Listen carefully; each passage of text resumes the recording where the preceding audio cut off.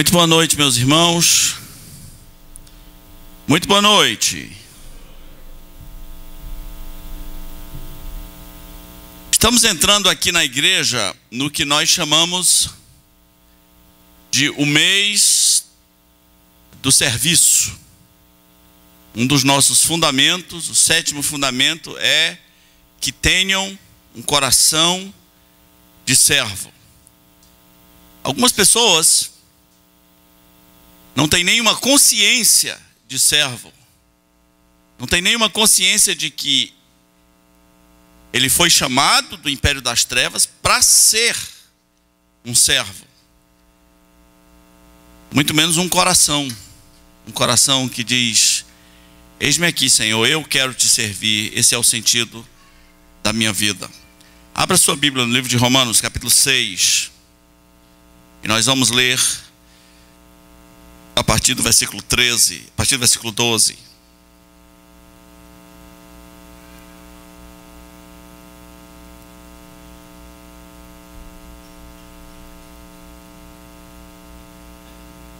Romanos 6, a partir do 12, diz assim: não reine, portanto,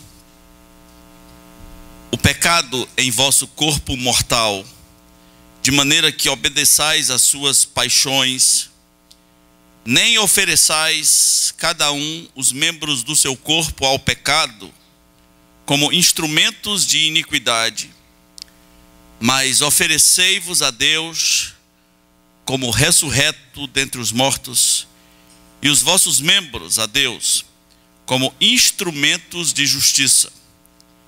Porque o pecado não terá domínio sobre vós, pois não estáis debaixo da lei, e sim da graça. E daí, havemos de pecar porque não estamos debaixo da lei, e sim da graça? De modo nenhum. Não sabeis que daquele a quem vos ofereceis como servos, para a obediência, desse mesmo a quem obedeceis sois servos, seja do pecado para a morte ou da obediência para a justiça? Mas graças a Deus, porque outrora, escravos do pecado, contudo viestes a obedecer de coração a forma de doutrina a que fostes entregues. E uma vez libertados do pecado, fostes feitos servos da justiça. Falo como homem por causa da fraqueza da vossa carne. Assim como ofereceste os vossos membros para a escravidão da impureza e da maldade, para a maldade, assim ofereceis agora os vossos membros para servirem à justiça, para a santificação. Porque quando erais escravos do pecado, estáveis isentos em relação à justiça. Naquele tempo, que resultado colhestes? Somente as coisas que agora vos envergonhais, porque o fim delas é a morte. Agora, porém, libertados do pecado, transformados em servos de Deus, tendes o vosso fruto para a santificação e, por fim, a vida eterna. Porque o salário do pecado é a morte, mas o dom gratuito de Deus é a vida eterna em Cristo Jesus, nosso Senhor. Amém? Ore comigo. Nosso Deus, queremos pensar nesse mês, meu Senhor, profundamente sobre o que significa ser teu servo, sobre ter uma consciência e um coração de servo, um coração que serve ao Senhor. Tu sabes, meu Pai, o quanto a nossa carne se revolta, estribucha contra a possibilidade de que um dia fiquemos face a face contigo e digamos: eis-me aqui, eu sou teu servo. Não há nada mais importante do que te servir. Que hoje à noite nossa carne seja humilhada, que seja feita morrer na tua presença, para que o nosso coração se abra e receba com alegria a tua palavra, que nos diz o quanto importante é viver nesse mundo e ter o privilégio de sermos chamados de servos de Deus, servos da justiça. Pedimos que seja assim, em nome de Jesus. Amém.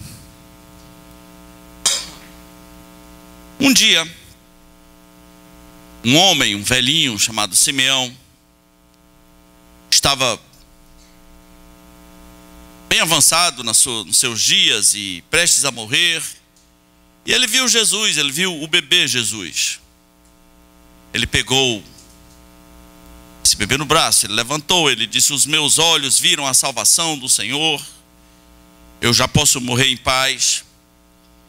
E aí na sua fala com Deus, ele diz uma frase assim: Senhor, recebe agora o teu servo, despede em paz o teu servo.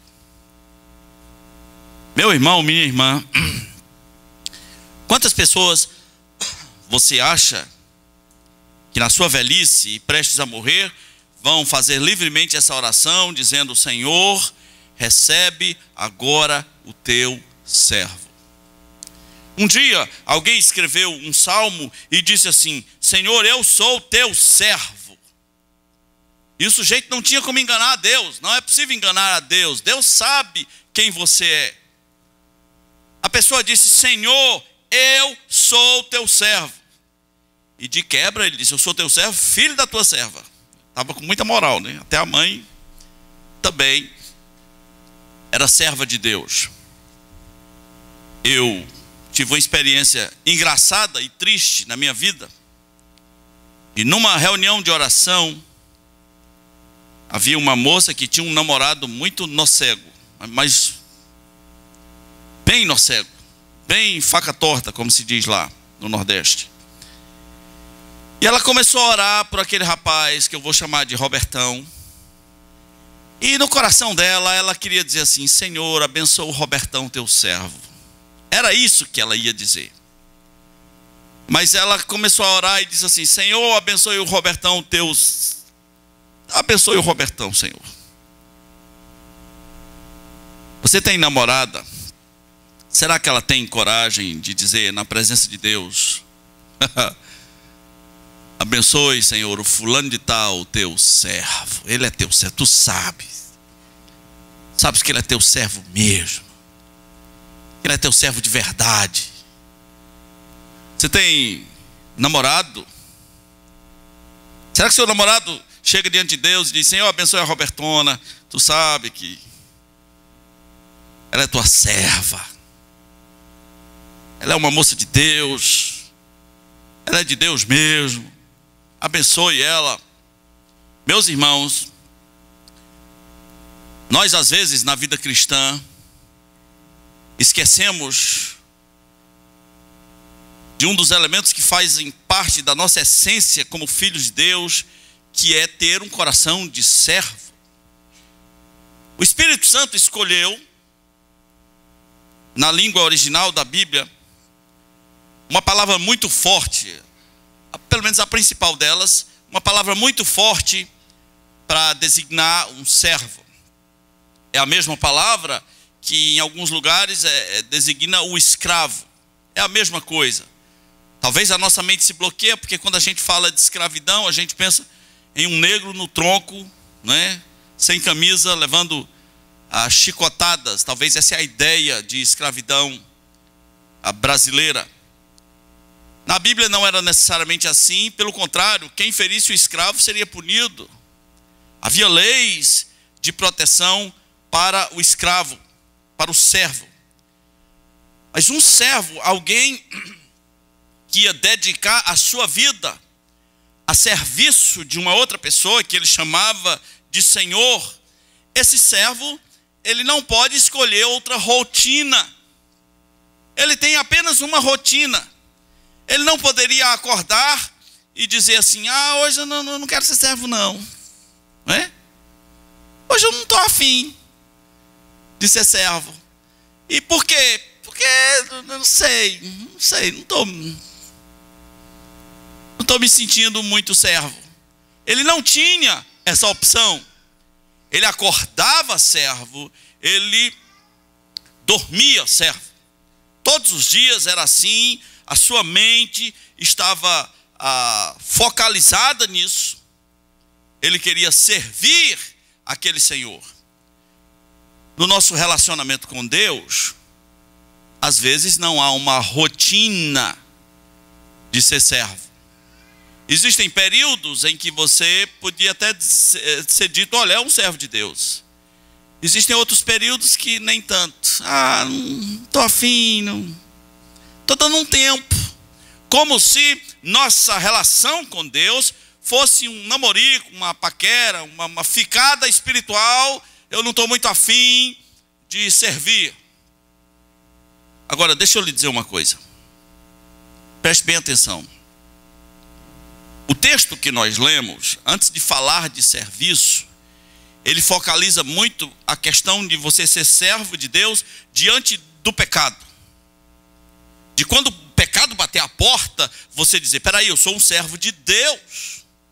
Eu não posso oferecer, como diz o versículo 18, eu não posso oferecer os membros do meu corpo à impureza. Eu não posso oferecer os membros do meu corpo ao pecado, para a servidão da impureza, para a maldade. Eu só posso oferecer o meu corpo para a santificação. Só que tem um detalhe. Nessa encruzilhada da vida cristã, você não tem opção. Você sempre será servo. O problema é de quem? Se você se entregar ao pecado, você será servo do pecado. Se você se entregar a Jesus, você será servo de Jesus. Durante toda a sua vida, você não terá opção. Você sempre será servo. Em algum momento da vida, você pode estar servindo ao pecado. É servo. Em algum momento da vida, você pode estar servindo a Jesus. Então, já que não tem opção, já que sereis servo de qualquer maneira, é muito melhor, meus irmãos, que eu tenha um foco, uma consciência, uma determinação, a determinação de um kamikaze, de um mártir, de uma testemunha fiel que vai até a morte. É muito melhor que eu tenha a determinação de dizer, se eu sou servo, se eu vou ser servo, eu vou ser servo de Deus. Eu não quero ser servo do pecado. Há algumas palavras-chave que aquele servo do Velho Testamento, do Velho e do Novo Testamento tinha em mente. Uma dessas palavras é a palavra dependência. Havia uma relação de dependência. De onde vinha a comida do servo? De onde vinha a moradia do servo? De onde vinha a proteção do servo? De onde vinha o bem-estar do servo? Vinha do seu Senhor. Você não pode ser servo de Deus eficientemente se você não entender que você depende de Deus para ser servo dele. Algumas pessoas querem ser servos na força do seu braço, na força da sua religião, na força do seu orgulho, na arrogância, na propaganda. Isso não é serviço. Isso é outra coisa. Servir a Deus inclui o fato de que você depende dele. Se um servo quisesse no seu coração abandonar essa relação de servo que ele tinha com o Senhor daquela casa ou daquela fazenda, ele só podia fazer uma coisa: fugir. Fugir. Você quer fugir, irmão? Você está afim de fugir?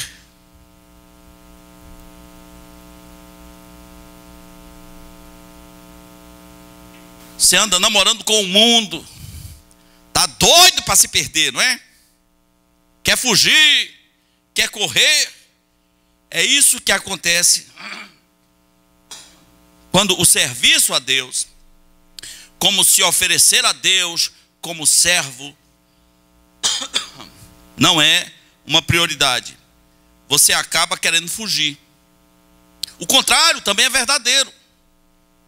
Paulo usa a palavra diáconos ou diaconia, para falar de pessoas que servem mais intensamente, ele disse: aqueles que exercem o diaconato, aqueles que servem para valer, alcançarão grande proeminência na sua fé. O contrário também é verdadeiro. Quando você não serve, o que lhe resta? Quem sabe querer fugir. Mas quando você serve, você quer ficar e você ainda é proeminente na fé. Você não pode abandonar a dependência de Deus. Meu irmão, você depende de Deus. Uma outra palavra-chave na vida de um servo era a constância. Ele não podia servir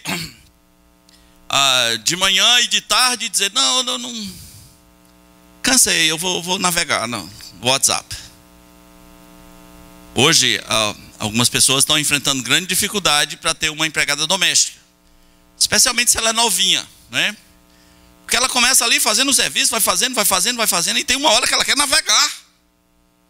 Aí ela vai parar tudo e ela vai navegar. É um problema novo, né, que essa geração tem que enfrentar. Muitas não vão ser constantes. O servo tem que ser constante. A Bíblia diz em 1 Coríntios capítulo 15, versículo 55, depois de falar sobre a ressurreição, Paulo diz: por isso, meus amados irmãos, sejam firmes e sempre abundantes na obra do Senhor. Sempre abundantes. Nada de contar a historinha do passado, de quando eu era jovem eu servia, quando eu era jovem eu evangelizava. É esse o seu destino de vida, contar historinhas de quando você era jovem? Por que não faz agora? Tu pode, tu morreu. Vai ficar contando essas histórias de que era tão bonito quando eu era jovem, que eu servia a Deus, aleluia. O tempo é hoje.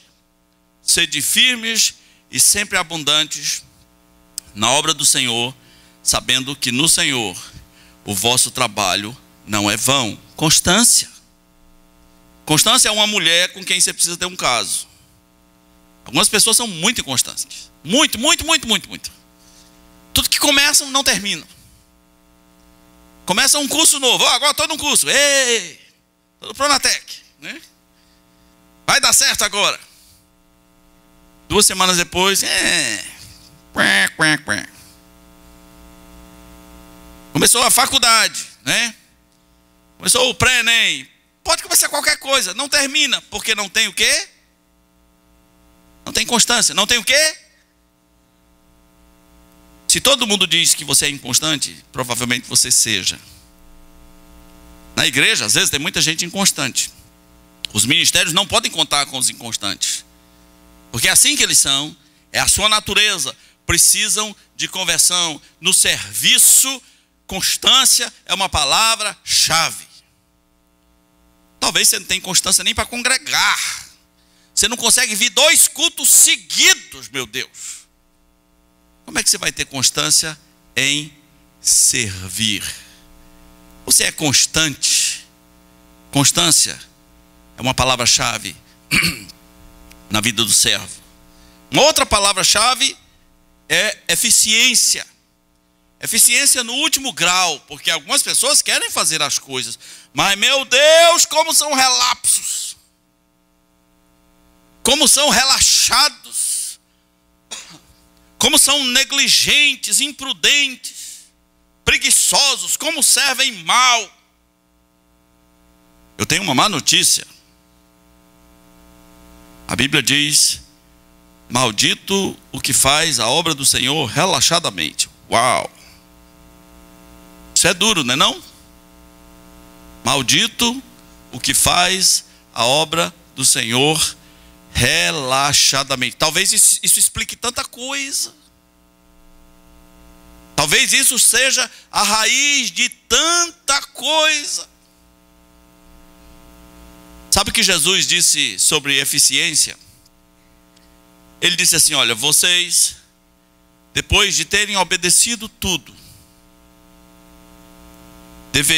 deveriam dizer: somos servos, o quê? Inútil. depois de ter obedecido tudo, depois de ter feito tudo, cumpriu tudo, deveria dizer: eu sou um servo inútil. Não devia fazer propaganda, não devia tocar trombeta.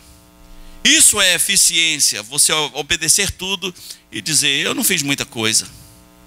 Eu sou dependente de Deus para fazer as coisas. É Ele que me capacita.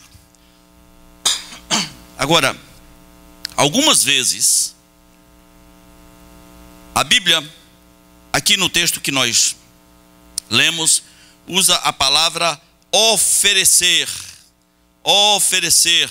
Tem que oferecer os membros do seu corpo, tem que se oferecer para obedecer a Deus. No versículo 13 diz que você não devia obedecer, não devia oferecer os membros do seu corpo ao pecado, mas você devia oferecer os membros do seu corpo a Deus como instrumentos de justiça. Qual é o sentido da vida cristã, meus irmãos? Você já chegou a esse ponto de dizer assim: Deus, eis-me aqui, eu me ofereço, está aqui a minha vida, está aqui o meu corpo, ele é teu para o serviço. Nós cantamos tantas músicas lindas sobre ser servo, não é? Talvez seja uma das áreas que a gente mais mente. Às vezes mente descaradamente, seja nas músicas antigas, seja nas músicas modernas. Eu lembro de uma música antiga que dizia assim: no serviço do meu rei eu sou feliz, venturoso, decidido, quanto tenho no serviço gastarei. Ai, mentir assim para lá, os anjos diriam, né? Tudo que eu tenho no serviço gastarei, né? No serviço do meu rei minha vida entregarei. Eita, ao seu lado desafio todo mal. Parece um crente universal cantando, né? No serviço do meu rei, sou incrível, sou imbatível, sou demais. Vocês lembram, né? No serviço do meu rei. Eu estou usando essa música só como uma pequena ilustração de que o assunto é sério. Podemos cantar essa música com um sorriso nos lábios e não termos a menor noção do que ela significa amanhã, mês que vem, não ter a menor noção do que isso tem a ver com como eu crio a minha família, como eu administro as minhas finanças, não ter a menor noção do que isso tem a ver com o resto da minha vida. Você é um servo de Deus. Hoje foi um dia de eleição. Você foi lá e escolheu o seu candidato, né? Cada candidato bizarro, né? Cada candidato bizarro. Eu vi um de São Paulo, que ele disse: vote em mim que eu quero enriquecer a família, a minha, né? Em horário nobre assim, falando isso, para todo mundo ouvir. Assim como tem candidato bizarro, tem servo bizarro. Se fosse feita uma eleição hoje, se pegássemos os membros dessa igreja e apresentássemos seu nome, e fizéssemos uma eleição e nós só teríamos que dizer, votar sim ou não. O sim seria para aquelas pessoas que acham que você é um servo. O não seriam para aquelas que acham que você não tem nada a ver com isso, você não tem nem cacuete de servo. O que ganharia, meu irmão, minha irmã? O sim ou não? E eu estou falando de servo no sentido do que o texto diz, de que fica bem claro que você é de Deus e que você não quer se entregar ao pecado. Entrar no serviço é consequência disso. Entrar no serviço é consequência disso, de uma pessoa consagrada a Deus. O que ganharia? O sim ou não? Aí você deve estar pensando assim: puxa, eu vim de casa, Vim de longe, vim lá da Sobral, ouvi esse pastor aqui, para ele dizer que eu não sou servo. Mas o que a gente tem que aguentar, né? Eu não estou dizendo nada, não. Não conheço sua vida a fundo. Num certo sentido, todo mundo é servo. Todo mundo que conheceu a Jesus é servo. Mas um dia será chamado de servo mau, ou não será? Lembra a parábola dos talentos? Um dia o Senhor vai dizer, servo mau. Cria vergonha nessa cara, servo mau. E os argumentos para ser um servo mau são incríveis, estão todos prontos. O cara tinha os argumentos, até plausíveis aos olhos humanos. Ele tinha os argumentos, porque que ele foi o improdutivo. Todo mundo é servo, mas tem muita gente que é o servo genérico. O que é servo genérico? Você ouviu o evangelho, você crê em Jesus, você talvez não se imaginaria sendo o contrário, mas é só isso, não passa disso, não há frutos de justiça. Olha o que diz aqui, versículo 22, Romanos 6, 22, agora porém, libertados do pecado, transformados em servos de Deus, tende o vosso fruto para a santificação e por fim a vida eterna. São 3 tempos. No passado, fui liberto. No presente, fui transformado em servo e tenho uma vida de frutos.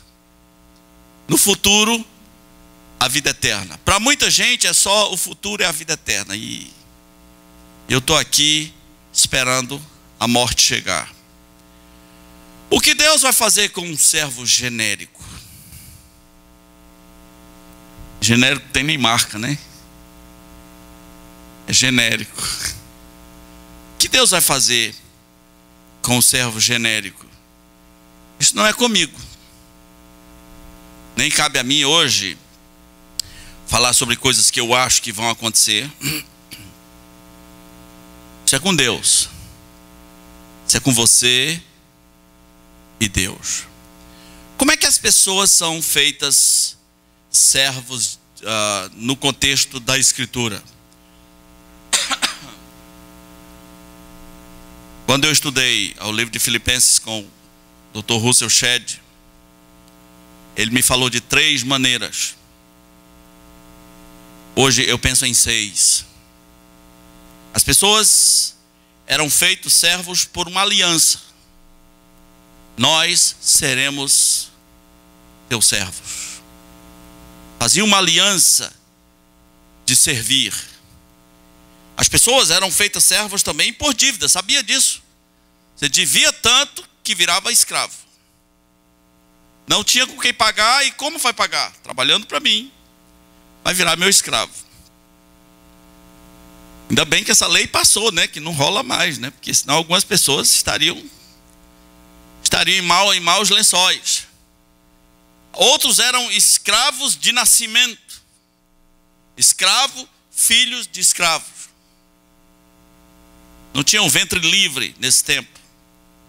Tinha a lei do ventre livre. Outros eram escravos porque foram comprados. Alguém foi lá no mercado de escravos e comprou o escravo. Outros eram escravos por causa de uma guerra. Houve uma guerra. Reinos se bateram, se chocaram. E nessa guerra, os vencedores conquistaram alguns como escravos. Outros eram escravos de vontade própria. O livro de Deuteronômio nos diz que quando chegava o tempo de um escravo ser livre, quando chegava esse tempo, e se ele não quisesse ir embora, se ele dissesse, olha, eu amo tanto o meu Senhor que eu não quero ir embora, eu quero servi-lo de livre vontade, o meu prazer é servi-lo, eu quero ficar aqui. Então aquele senhor chamava todos os vizinhos e fazia um ritual como testemunho de que aquele servo ia lhe servir de livre vontade. E na presença dos vizinhos, dos convidados, das testemunhas, ele pegava uma sovela e furava a orelha do escravo. E aquele buraco na orelha, aquele furo, não é porque ele queria usar um piercing da hora, porque ele queria usar um brinco novo, porque ele queria entrar em conflito com a mãe para usar um brinco. Aquele furo era um sinal que ia ficar marcado pelo resto da vida. Eu sirvo aqui porque eu quero. Eu sirvo aqui de livre vontade. Mais tarde, quando Davi escreveu o Salmo 40, ele disse assim: Senhor, tu furaste as minhas orelhas.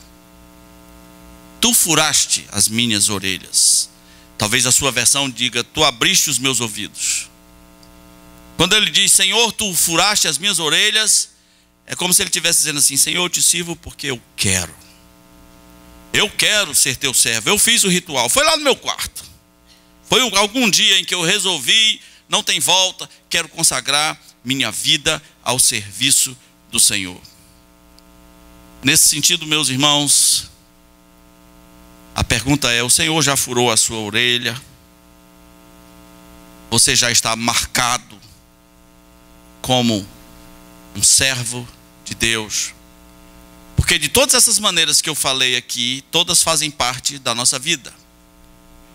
Somos servos por causa de uma aliança. Sim, houve uma aliança que nos comprou para sermos servos. Deus fez uma aliança com Jesus, na carne de Jesus, no sangue de Jesus.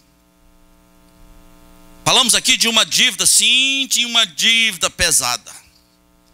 Você não podia pagar. Então o Filho de Deus pagou, libertou você, redimiu, fez a redenção, comprou você, te transportou do reino das trevas para o reino dele. Você agora pertence a outro reino. Tinha uma dívida que foi paga. Falamos aqui que pessoas eram escravas de nascimento. Paulo disse: ele me escolheu antes de eu nascer. Já nasci na mente de Deus, servo dele, num certo sentido. Houve uma compra. Eu estava, como diz o apóstolo Paulo, vendido à escravidão do pecado, e o Senhor foi lá e me comprou. Houve uma guerra. 2 reinos se bateram, houve uma guerra, e eu fui resgatado para ser servo de Deus. Mas também Deus trabalhou na minha vontade para que eu sirva hoje de vontade própria. O mundo tem uma pergunta que ninguém consegue responder satisfatoriamente. A pergunta é: qual é o sentido da vida? O cristão deveria ampliar essa pergunta. Ele deveria se perguntar assim: qual é o sentido da vida cristã? Agora que eu sou cristão, qual é o sentido da vida cristã? O sentido da vida cristã, meus irmãos, é ser parecido com o Filho de Deus. É o único sentido que Deus nos propõe. O sentido da vida cristã é ser parecido com o Filho de Deus. E todas as coisas cooperam para isso. Tudo empurra você nessa direção, para que você aprenda as lições e seja parecido com o Filho de Deus. E o Filho de Deus era servo. Então não há como ser parecido com o Filho de Deus sem ser servo. Você pode ficar assustado de quantas vezes aparecem as palavras servir e serviço e servo no Novo Testamento. Elas estão ali a toda hora. Jesus, falando sobre ele, disse: como o Filho do homem, que não veio a esse mundo para ser servido, mas para servir. Servir a Deus é também servir aos irmãos. Amar os irmãos é servir. 1 Pedro capítulo 4, versículo 10 diz: servi uns aos outros.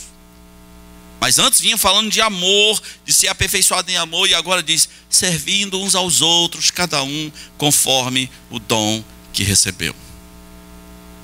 Como é que eu entro nessa carreira de servo?